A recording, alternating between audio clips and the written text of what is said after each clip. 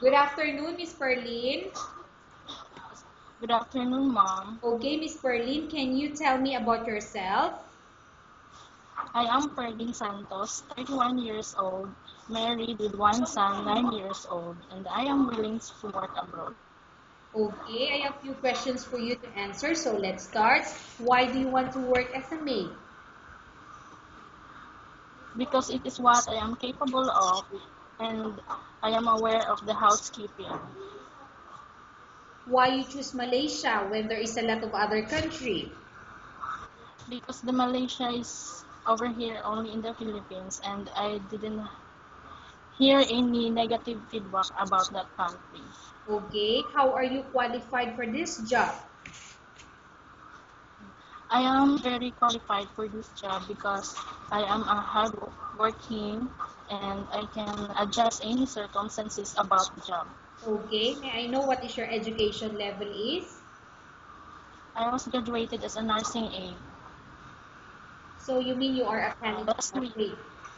yes, ma'am. That was 2 years.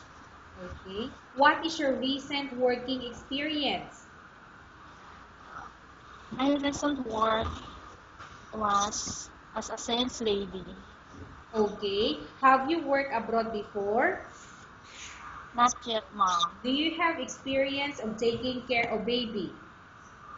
Yes, ma'am. My child. Okay, your child. What about elder or older people? Do you have the experience?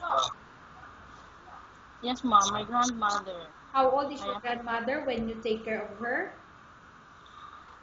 starting 67 years old to 74. Okay. Do you have any other special skills? Yes, ma'am. Can you Washing and ironing the clothes, cleaning the house, and cooking. Okay. Are you willing to learn new skills? Yes, ma'am, I am willing to Are learn you new willing skills. to work with a family where the mother-in-law or any relatives stay together? Yes, ma'am. Currently, are you still working now? No, ma'am. Do you know how to cook? Yes, ma'am. What But Filipino food food can you only. cook? Um, Tinola, adobo, apitada, menudo, puchero. Okay, so are all of these are Filipino dishes? Yes, ma'am. Okay. Are you aware that you will have to do washing, cleaning, ironing, and cooking?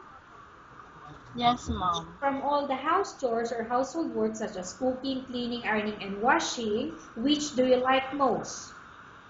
All of that, ma'am. If ever you were selected to work in Malaysia, who will take care of your kids? My mother. You are not allowed to use headphone during working hours. Yes, ma'am.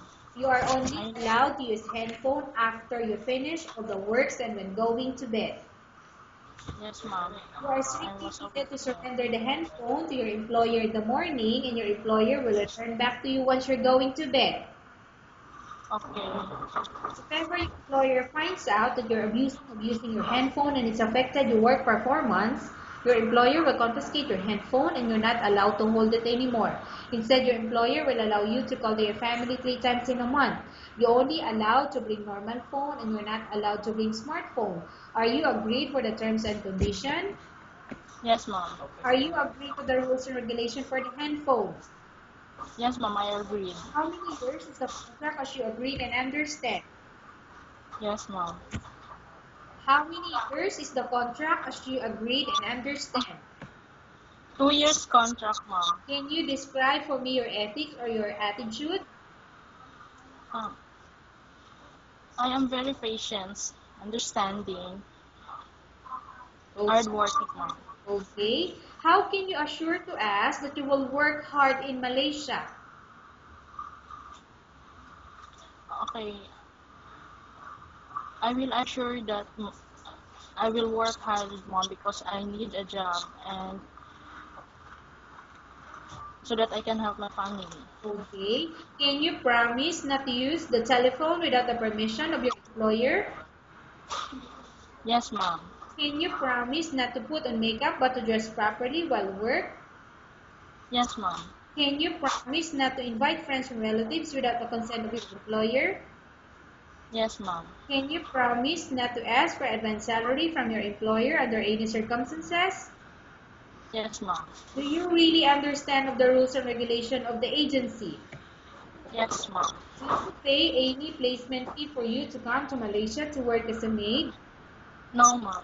Do you have any history of sickness, example breast cancer or any other illness? No, ma'am. Do you suffer from any skin diseases, allergy or physical defect? No, ma'am. Have you suffered from any serious illness?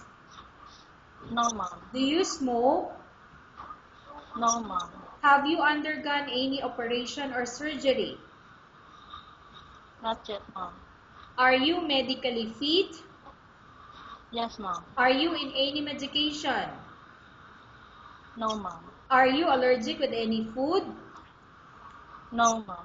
Are you prepared to work for the employer of any race? Yes, ma'am. Are you prepared to eat the type of food taken by your employer? Yes, ma'am.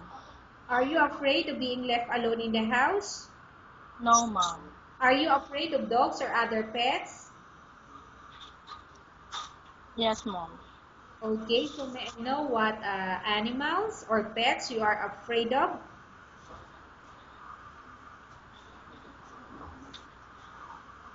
Miss Pearl, Yeah. you mentioned that you are afraid, right? Yes, ma'am. Okay, so what pet or animals you are afraid of? The cat. Cat, okay. Can you promise to work according to instruction from your employer? Yes, ma'am. Do you have immediate family working in Malaysia? No, ma'am. Okay, Miss Perlin, we have finished our question section. Let's go to case study. I have a case study for you and I want you to answer me truthfully. Upon arrival in Malaysia within 6 months, if ever any of your family members pass away, what will you do? Will you continue to work till finish your contract or you will go back? I will continue to work, ma'am, and finish the 2 years contract. Okay, tell us about yourself and why do you want to work in Malaysia as domestic helper? I am Perlin Camboga Santos, 31 years old. I am married with one son, 9 years old, and I am interested to work abroad because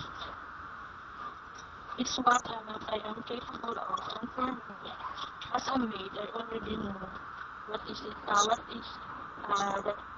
do because I am aware of how. Okay, Miss Perlin, what do you want to tell to your employer who watching your video? I just want to tell you, mom, that I need a job, and if you would appoint me as your maid, you're very much appreciated, mom, and I am at your service anytime. I will do the rules and regulations of your house, and I will do any job to be done. And thank you, Okay, mom, for your Miss time. Perlin, thank you very Yes, ma'am. much. We will update your agency if there's any selection made by the employer. Okay, mom, thank you.